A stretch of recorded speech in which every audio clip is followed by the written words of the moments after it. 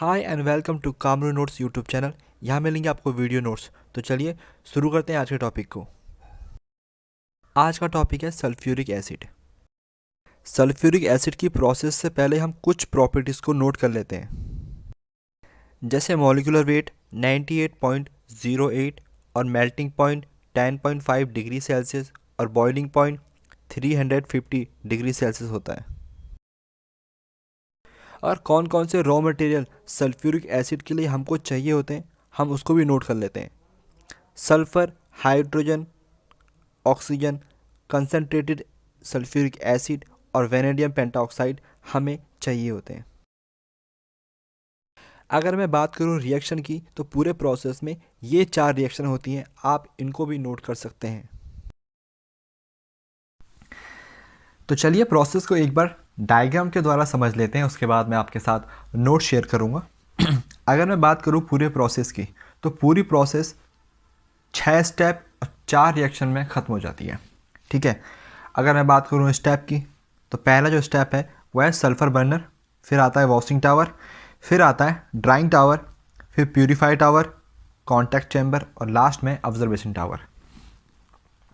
और अगर मैं बात करूं रिएक्शन की, तो पूरे प्रोसेस में ये 4 रिएक्शन होती हैं।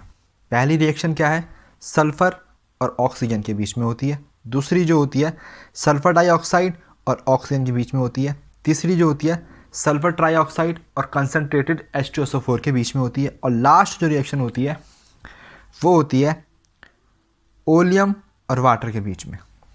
तो चलिए इसको जानते हैं और अच्छे से।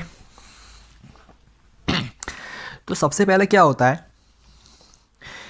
सल्फ़र और ऑक्सीजन की आपस में रिएक्शन होती है, हमें मिलता है SO2। ठीक है, तो यहाँ पर SO2 प्राप्त होता है, यहाँ से SO2 और O2 निकल कर पहुँचते हैं डस्टिंग चैम्बर में।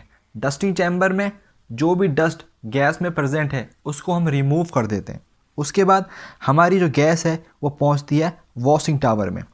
वॉशिंग टावर में ऊपर से वाटर को फ्लो करते हैं, और अगर हमारे गैस में कोई भी सॉल्युबल सब्सटेंस है तो वो वाटर में सॉल्युबल होकर रिमूव हो जाती है। ठीक है, मतलब कोई भी सॉल्युबल सब्सटेंस है उसको हम यहाँ से रिमूव कर देते हैं। उसके बाद हमारी गैस पहुँचती है ड्राइंग टावर में।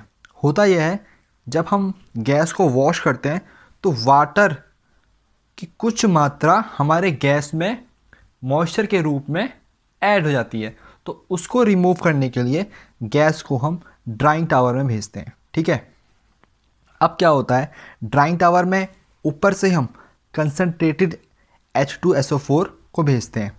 ये एक तरह का ड्राइंग एजेंट होता है।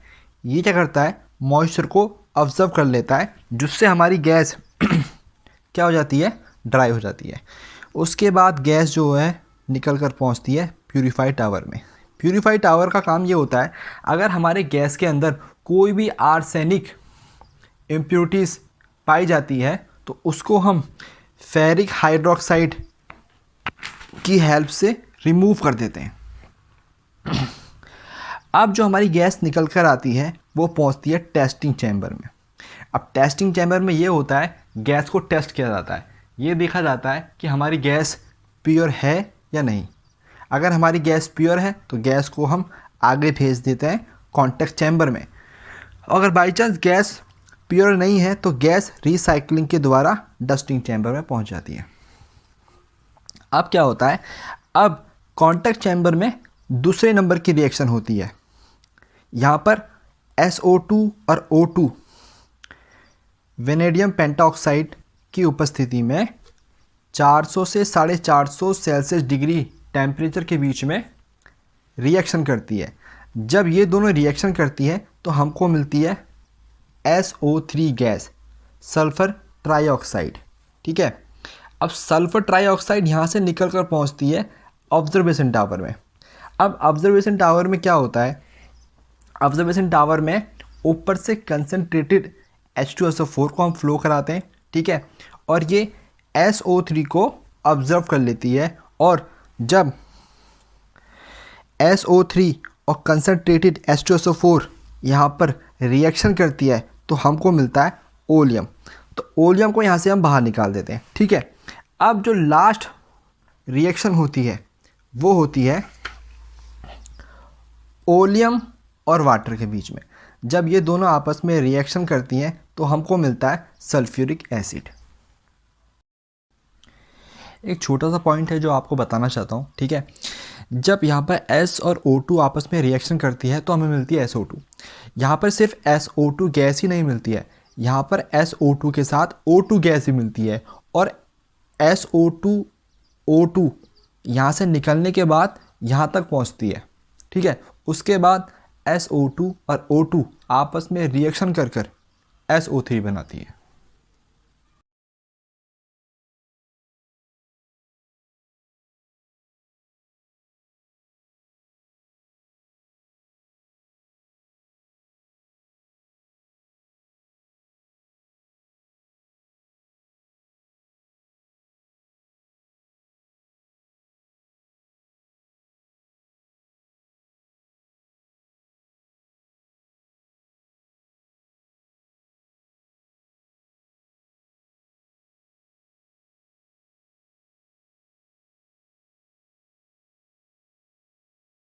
अगर वीडियो अच्छी लगी है तो प्लीज़ लाइक कर दो, और ऐसे ही वीडियो नोट्स के लिए चैनल को सब्सक्राइब भी कर दो।